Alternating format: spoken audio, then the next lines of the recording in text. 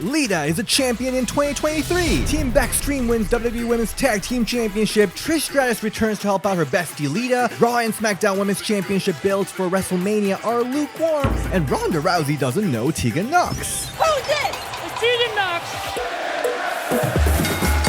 Welcome if you're entering the Belle, this is DS and we are back with the weekly review. Well, a shortened version because I just got back from Korea yesterday and jet lag is kicking my booty. But we got so much to talk about, let's jump right into last night's Raw. Okay, I'm too excited. I'm just gonna start right with the main event. Lita and Becky Lynch, Team Bextreme, challenged Damage Ctrl for the Women's Tag Team Championship. I gotta say, Lita looked so damn good. Like, she looked good last year when she returned, but somehow the clock turned backwards. She looked so good here, and the gear was so cute, and her and Becky just looked like a cohesive team. And Dakota Kai also looked really cute with her new hairdo. I love it. And WWE finally did it. They finally let a legend return to win a championship. It was so amazing when it happened, and it didn't feel random. Like, it made storyline sense. The history between Becky and Lita and the Women's Tag Team Championship really needed this spotlight.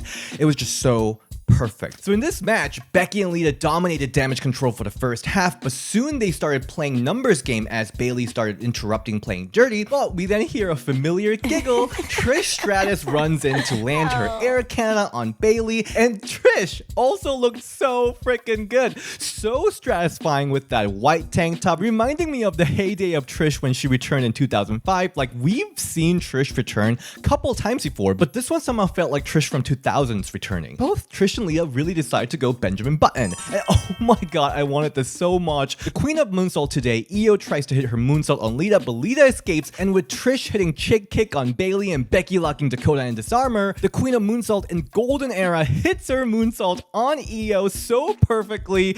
Io really knows how to take a moonsault. Winning the Tag Team Championship for the Team Bextreme. This was everything. Like, they are really gagging me on a random Monday night. So happy to see WWE finally doing something with the legend that male legends have been doing for years. And Lita and Becky Lynch holding that Tag Team Championship is the CPR the Women's Tag Team Championship desperately needed. But the question is, where are they going with this? That's what I'm not really sure about. Because right now, the 6-women tag match of Mania, Trish, Lita, and Becky versus Damage Ctrl makes most sense. But then I feel like there are so many tag teams that WWE's randomly forming out of nowhere right now, like Candice Nikki, Natty Tegan, Carmella Chelsea, and of course, there's Ronda Rousey and Shayna Baszler team, who I'm sure will find their way to WrestleMania. So this will be interesting to see how it all pans out. Anyway, so happy to see Lita win a championship in 2023. She deserves it. She's a freaking legend. She deserves everything from WWE after that horrible retirement, Hall of Fame, dream match, and now this championship. She deserves it all. I am extremely satisfied. All right, outside of that, we saw Asuka versus Carmella singles match. So last week, Carmella was contemplating on her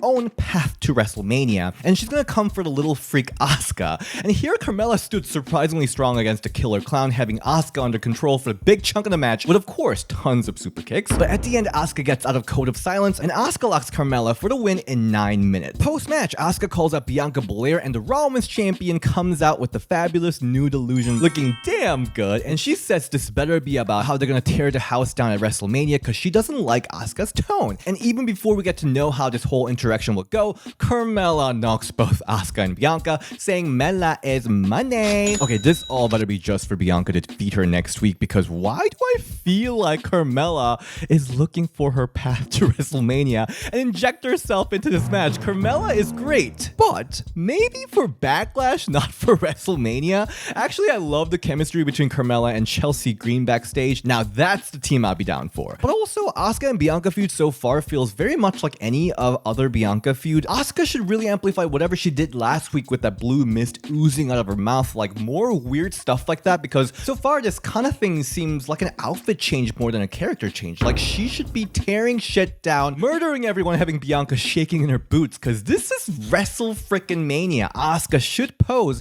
a Thanos level final boss threat, but we still have 5 weeks, so let's get that ball rolling. Anyway, the match was fine. Good. not bad. And this match was followed by Piper Niven versus Candice LeRae as Nikki Cross followed Candice all shy and everything. This was a super quick one. Piper knocks Candice down to the floor and tosses Nikki into the barricade just for shits and giggles. But using this distraction, Candice rolls Piper up for the win. Alright, so Nikki stalking Candice storyline is coming together in a most vanilla way though. With Nikki being all crazy and messed up now, this could have been a lot more interesting than, oh, I got really lonely and I need friends, I'm not that crazy. Like, isn't this just rehashing Alexa Bliss and Nikki Cross partnership back in the days? But maybe they will surprise me. The match was fine. Good, not bad. On SmackDown, we had Women's Champion Charlotte Flair and Rhea Ripley face off. Charlotte looked so amazing, but then I realized Scarlett was wearing the same outfit just 2 weeks ago. What kind of diva-era costume sharing is this? Anyway, the Queen reminds everyone of the last time they were in a ring together.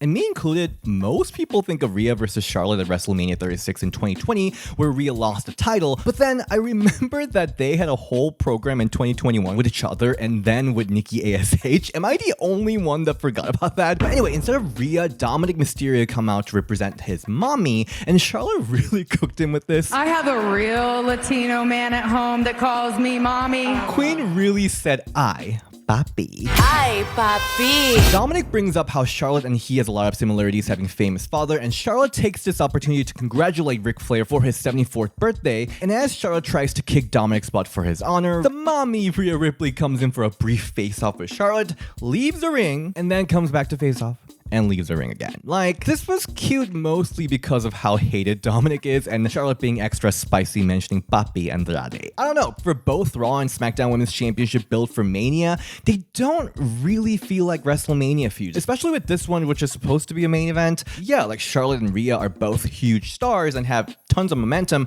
and they have history, but history lessons are getting boring, and they better heat things up. They just announced that Rhea will have a match against Liv Morgan in SmackDown. I truly love their lesbianic chemistry between them, so hopefully we can get a banger here, although Liv will probably lose here. Another big question is, did WWE make a wrong decision? Should they have gone with Asuka versus Charlotte and Rhea versus Bianca? I don't know. We also got Natalya versus Shayna Baszler singles match. This was a bit clunky, a lot of backstory. Natalya was a bit banged up since Elimination Chamber, and she had this Twitter back and forth with Shayna, and then she got cleared earlier during a digital exclusive where Tegan Nox was casually hanging out in the doctor's room, offered to have Natty's back just in case Ronda gets involved. Okay, so that was the backstory. In this match, Natty lands a baseball dropkick on Shayna outside but was distracted by Ronda. Using this distraction, Shayna hits a deadly knee and finishes Natty off with an armbar in less than 3 minutes. Post-match, Ronda and Shayna beat down Natty, but Tegan makes a save, and then Ronda goes up saying, "Who is she?" Who's this?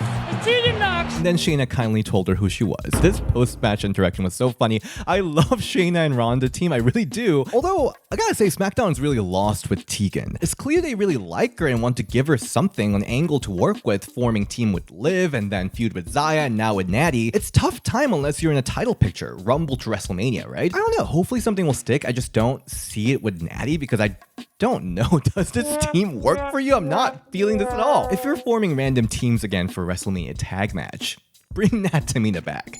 This match was fine. Good, not bad.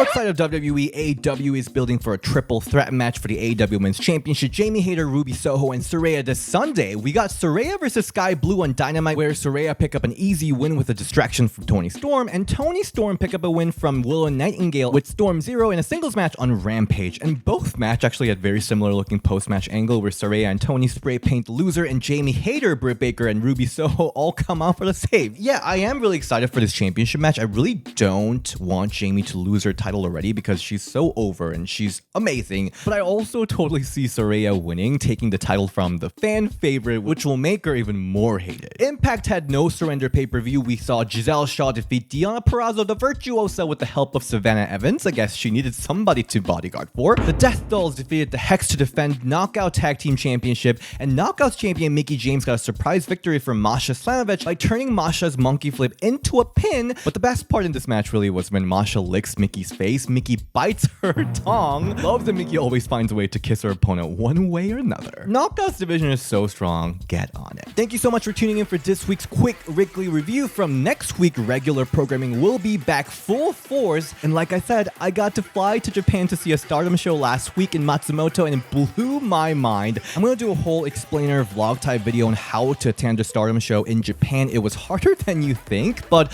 worth every confusion. Alright, and you can find me on social media at DSShin on Instagram and Ring the Bell DS on Twitter, and I'll see you next time. Bye!